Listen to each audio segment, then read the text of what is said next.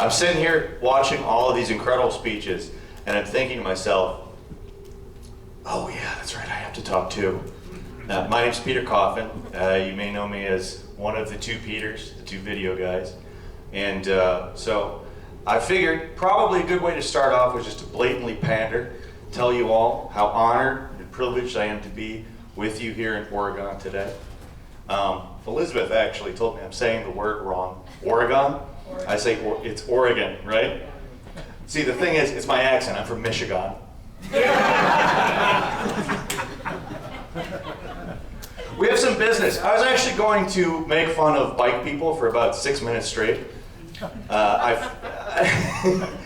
See, Portlandia did this city dirty. It really made it seem like everybody here was crazy. And I'm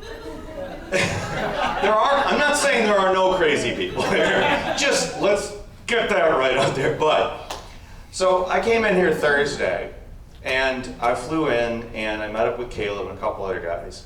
And we went out, we walked around Portland, and we were spreading around a common sense CPI anti-imperialist message. We were telling people we shouldn't be spending money on bombs for Israel so they can kill a bunch of innocent people. We should be spending it here with people who need it, people who need schools, need healthcare, need jobs. That's stuff we can do here. And you know how people responded?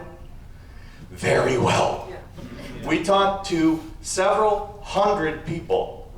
We saw a whole bunch of people, and people just were, it was very cold and wet, but the folks were very warm. It was very, very nice. And I don't like the bike people. I wanted to make fun of the bike people.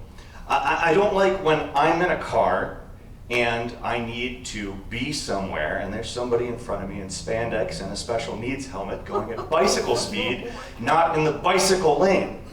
I don't like that. But this city is actually full of awesome people. We encountered one douchebag, one crazy online weirdo who was calling us tankies. And you know what? Everybody else was irritated by that man. Not just us. And, you know, good on you, Portland. Thank you. I just want to, I'm really excited to be here with you all. It's a fantastic city. I fell for a media narrative. Portlandia put forward that this was a city of crazy people, and it's not. Maybe I am not media literate. Is that the problem? Because media literacy is at an all-time low. You hear that all the time on TV now. The guy who gets paid 6 figures to lie to you for 2 hours tells you that media literacy is at an all-time low. Let's talk about what that means for just a second. I'll talk about what it really means. First, let's talk about what it literally means. Think about a guy, he's never held a bow and arrow. He's blindfolded, and that guy who gets paid 6 figures to lie to you for hours a day, he's saying, you suck at archery, you couldn't hit the broadside of a barn. Which is technically true. He's blindfolded, he's never done archery before. Yes, he does suck at it. But it's not his fault. And that's what the media literacy is at an all-time low thing is about. It's about how it's your fault that you don't understand fact from fiction. That's the surface level. We go a little bit further. I'm going to use a metaphor, and it's kind of stupid, so if it doesn't work, please understand. Let's say there's a couple of friends walking down the street. They smell barbecue. Very, very, very good thing happening when you're walking down the street. Barbecue. One good friend, he says to the other, he says, is that chicken? Maybe it's chicken. I think it's barbecue chicken. And another friend says, no, it's not, you subhuman animal. It is spare ribs. And then they argue about it for a while. They are arguing over something that doesn't matter because the thing that does matter is what the guy that owned the grill decided to put on the grill. They have no input on that. They're guys walking down the street. That is what media literacy is about. It's about getting these two guys to argue over something that doesn't matter because they can't choose what's on the grill. They don't even know the guy with the grill. Thank you for sticking with me on that. It was a labored metaphor, I understand. Thank you. I love barbecues, so. Yeah, I also love barbecue. I kind of forced it. It's my fault. But the thing is, that's closer to what it's about, but what it's really about can be seen in polling that we have seen repeatedly. Most recently, Pew Research did it. Media literacy is at an all-time low, is a media narrative. This is from data. Trust in the media is at an all-time low. Yeah. And that's what they're saying when they say media literacy is at an all-time low. Yeah. They're saying, you don't believe us. That's wrong. And that's BS. But again, the polling is saying that normal people don't accept it. We're all here today because we see through all the crap. But that doesn't make us special because media, or trust in the media, is at an all-time low. The only difference between us and all the people that participated in that poll is we found each other. And that is what I'm excited about. That's why I'm excited to be here. That's why I'm excited to be part of CPI. And I don't want to hold everybody up too much. We have a bunch more great speeches. I've expended all of my material, thankfully for you. So I'm going to bring up a young man, a writer, a personality, a real smart gentleman by the name of Rainer Shea. Put your hands together and give him a warm welcome.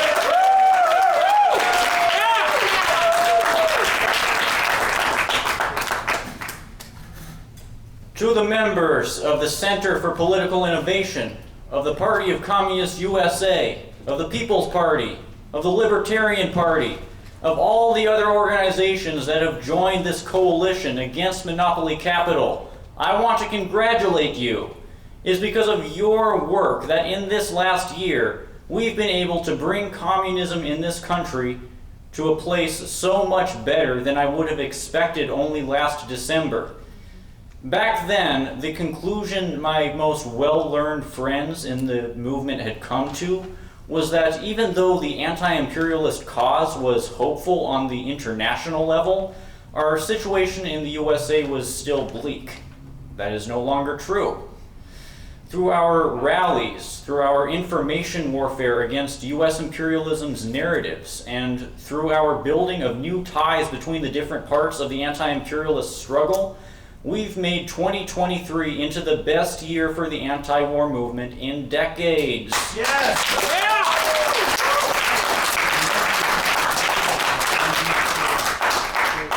Not only have we made resistance to the war machine a highly relevant part of organizing again, we've also made this resistance into something independent from the Democratic Party and from its front groups. By expanding the anti-war movement beyond the niche of contemporary left activist circles, we've created a force that is organizationally and ideologically separate from the Democrats. We've established a network for the anti-imperialist communist organizations that don't share the compromised so-called anti-imperialism of PSL and CPUSA. We're not concerned with what the Democratic Party NGOs think. Our goals are to further the fight against U.S. hegemony and to thereby nurture the anti-imperialist sentiments of the workers. If the liberal tailius won't accept us because we have these goals, our only recourse is to come together and create our own formation, which is what we've done.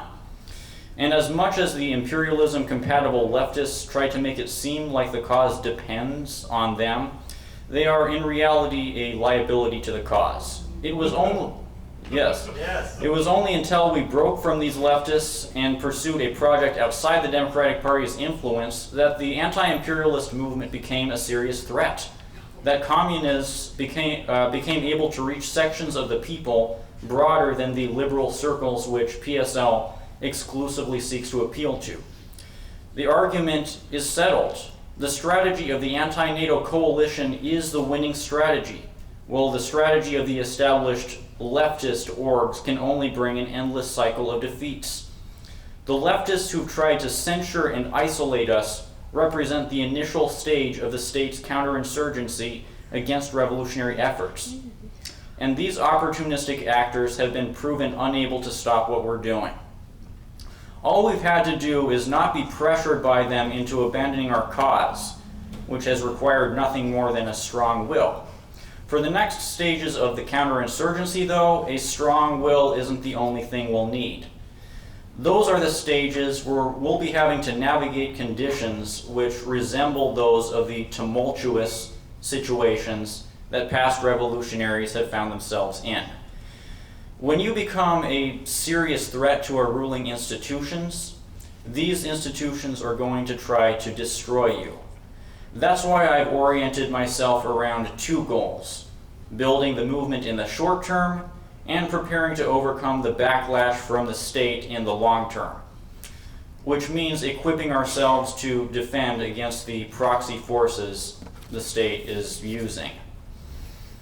These reactionary elements are not just the fanatically anti-communist far-righters, and at this stage they're not even the element that the state sees as the most expedient to use. The radical liberals are another element that the state is utilizing, and right now they're the main threat. They are the ones in the many branches of Antifa, so-called Antifa, that federal agents have either infiltrated directly or influenced through targeted propaganda. The feds have been able to radicalize these militant anarchists towards what is, in practice, an ideology of violent anti-communism. By associating existing socialist states with fascism, and by arguing that the Russian state is fascist, the feds have convinced so-called anti-fascists to attack communists who support existing socialism and who support Russia. Caleb Maupin is one of the main targets of this tactic. He's been characterized as a Nazi by bread tubers who have audiences of hundreds of thousands of people, and as a consequence, he's been made to feel unsafe in settings where there might be Antifa nearby. Another person in this movement who has been targeted in such a menacing way is Alexander Finnegan, the Marxist-Leninist who challenged the Ukraine PSYOP and then experienced an ongoing series of violent threats.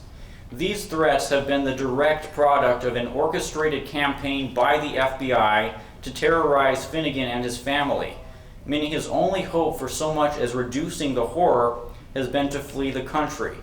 Finnegan is now living in Guatemala. When I came to communism as a teenager in 2019, I was aware that the imperial state and its vigilante allies were going to come after the members of this movement. For years up to that point, I had been researching into the ways big tech was silencing dissent after the 2016 election, and how the media was using the Russiagate narrative to justify this campaign of censorship. This all made sense to me, given what I'd learned as a younger teenager about how the Bush administration had launched an unprecedented war against civil liberties, and then Bush successors expanded this war. But it wasn't until February of last year and the dramatic months that followed the Ukraine conflict's escalation when I got a clear sense of what kind of path the US war machine is taking during its decline.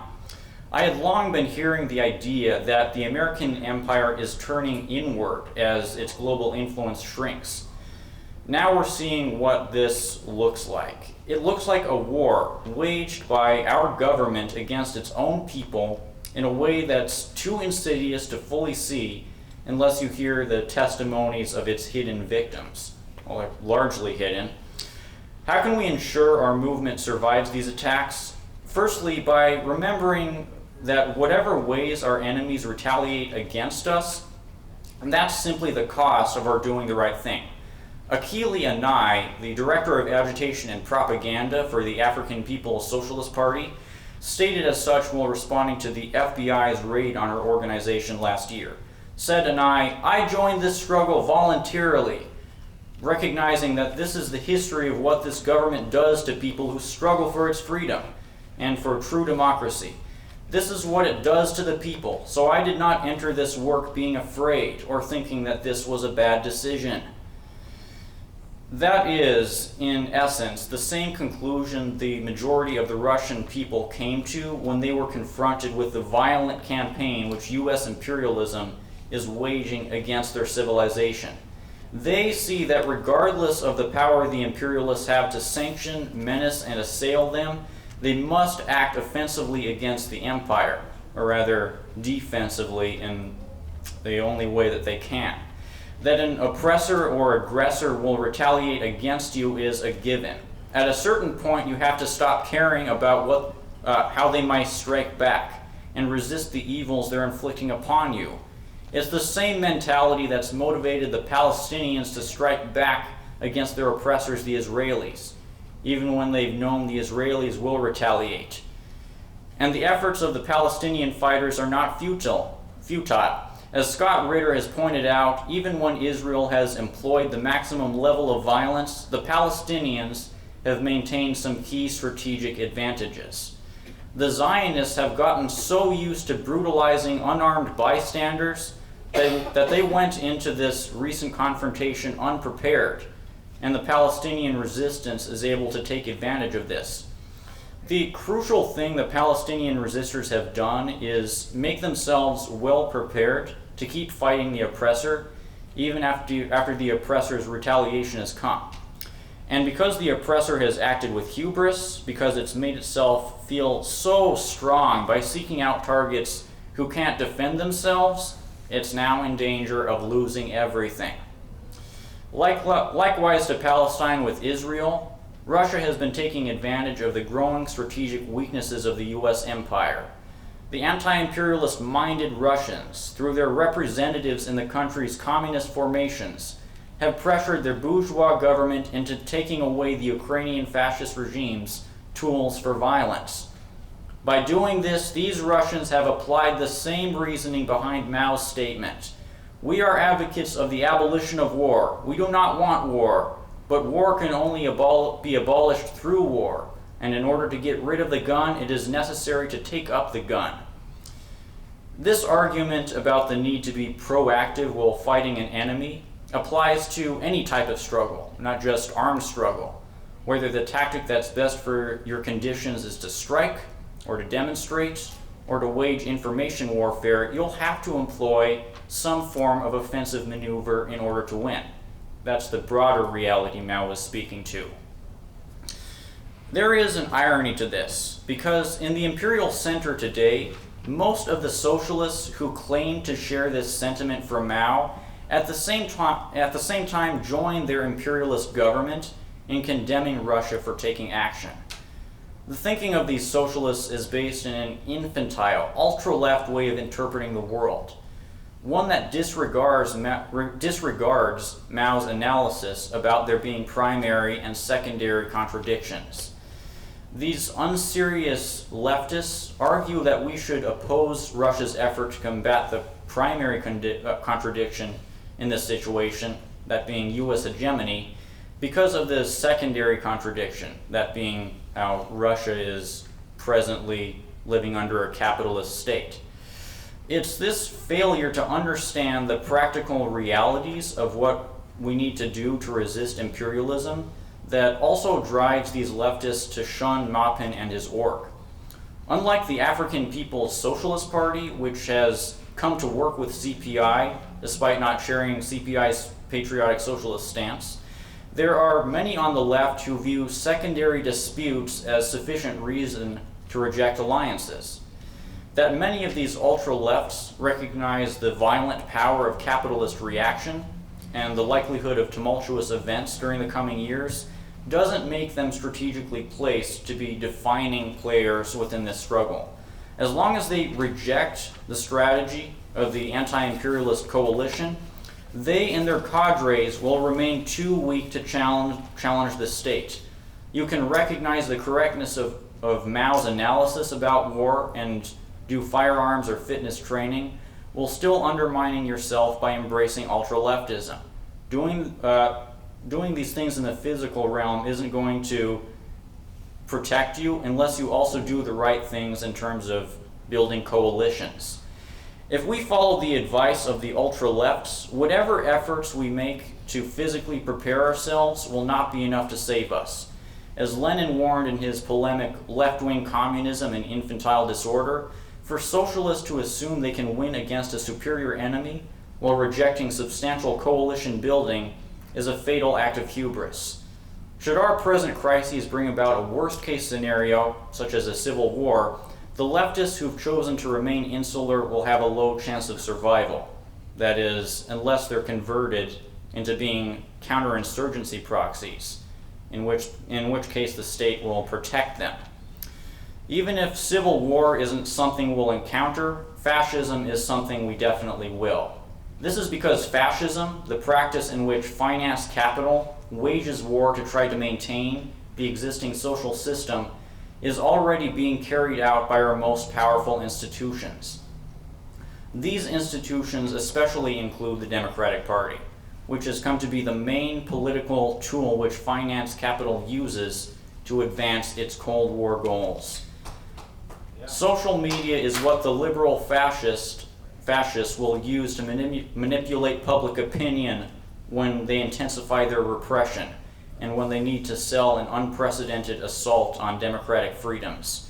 They'll try to purge all who oppose the war machine from our political and discourse arenas, then portray this purge as necessary for combating fascism. Because, as we've learned, when you control the flow of information, it's easy to convince many that even the most anti-fascist people are actually fascists. Just look at how they portray Caleb. That escalation of the attacks against our cause is coming, and it could happen as early as the 2020 election. All the narrative managers need to do is fabricate another story about Russian meddling, for one example of the types of false flags that they could utilize, and they could be able to both expand their repressive campaign and pass the Restrict Act. The Restrict Act being the bill that would officially criminalize essentially all international anti-imperialist solidarity work. After these steps, the state could easily start applying the precedents established within the War on Terror, where U.S. citizens can be labeled enemy combatants who no longer have any rights. Do not let these things about our situation instill you with pessimism. After witnessing the gains our movement has made during this last year, I can't help but be optimistic. It's undeniable that the majority of this country's people have a primary material interest in ending the U.S. empire, and that this makes even many conservatives potentially able to come to Marxism. Should we build a relationship with the people fast enough? Should we make this relationship strong enough? We'll be able to lead a sufficiently strong resistance against the state's next repressive measures. The methods behind these measures were developed by the CIA. They were conceived during its attacks upon the anti-imperialist movement across the global south throughout the First Cold War. Of course, the CIA's maneuvers have since been proven unable to hold back the progression of history. Soon after Washington seemingly won the great power competition with Russia, Russia reasserted itself, and the anti-imperialist forces regained their strength more broadly. The reactionaries who oppose multipolarity have found they can't stop the transition towards the post-American global order, not even when they carry out numerous coups that install brutal anti-communist dictatorships. So the only thing they can do next is try to prevent revolution in the center of imperialism, and to apply their methods from those coups to here. What is the equivalent of these coups going to look like in the modern USA? It's going to look like the state fully exercising its powers for repression, powers that it's long had but only wants to use during an emergency. This is the phenomenon that Edward Snowden has described as turnkey tyranny, where those in power create the precedents for violating civil liberties so that they can later wage war against their own people with impunity. The War on Terror let the national security state normalize torture, lack of due process, indefinite detention, and drone assassinations of U.S. citizens. Then the Russiagate psyop created a narrative pretext for censoring and prosecuting anti-imperialists. Our counter-revolutionary coup became complete years ago, the Uhuru indictments are an early part of when this coup's full effects become apparent. Obviously, I don't advocate for an adventurous response to these threats. If our response is passive, unfocused, and uncoordinated, though, we lose. That's exactly the kind of error we can expect an org like PSL to make during the coming moment of peril. PSL only says or does things that are palatable to the Democratic Party's core base. So of course it's going to put out an insufficient warning far too late into the crackdown. The conventional activist mentality in modern America is one that makes movement leaders scared to actually lead, that incentivizes a passive way of operating, where the leaders hesitate to take any actions that may not get the approval of the liberal NGOs. Our side in this ideological conflict has won the debate against PSL's side because we're willing to do what's required for building a relationship with the people and for rallying those people against the imperial order. The next step is to inform them about how the state is going to react to their gaining this revolutionary consciousness, so that we can then mobilize them towards protecting themselves, taking the steps to protect themselves. Russia and Palestine's military operations have taught us that when the opponents of international monopoly capital defend themselves, it looks like something quite aggressive. It's not a polite request for the enemy to grow a conscience, it's an effort to subdue the enemy by any means necessary. If the circumstances make us need to take our operations underground, we'll have to be ready to do so only as a temporary measure, one that precedes a moment where we re-emerge with the people's backing and with the backing of those in the military who may back us during a revolutionary moment. That is the logical conclusion of everything we've so far been doing, a project to outmaneuver our opponents, where we take away the enemy's ability to wage war against us. The domination which monopoly finance capital holds over the state we live under is perhaps stronger than in any other country, because the USA is the center of the worldwide capitalist structure. For as long as the present state exists, it's going to continue acting as a vehicle for counter-revolution. The liberals and their Nazi allies are going to take this effort at holding back progress to its extreme. Our only recourse is to put an end to the present state and to establish a new worker state. This is going to require personal commitment from all who've gotten involved in our coalition, but you know that. Caleb has lately been making it clearer than ever to those who listen to him. It's possible for those on the right side of history to overwhelm the forces of empire. The recent military successes of Russia and Palestine have shown this. The ones fighting for the right side only need to act with strategic intelligence and figure out how to take advantage of their enemy's weaknesses. That's going to be the nature of our next tasks now that we've brought the anti-imperialist movement to success and thereby escalated the class conflict. You've taken on a special role in history, a genuinely transgressive role, where you can change the relations of power to a degree that no radicals in this country have yet been able to. We're going to do the rest of the work needed to shift the power balance, to make our ruling institutions extinct. Then we will build a socialism as beautiful, as prosperous, and as strong as the socialist projects that past freedom fighters have built.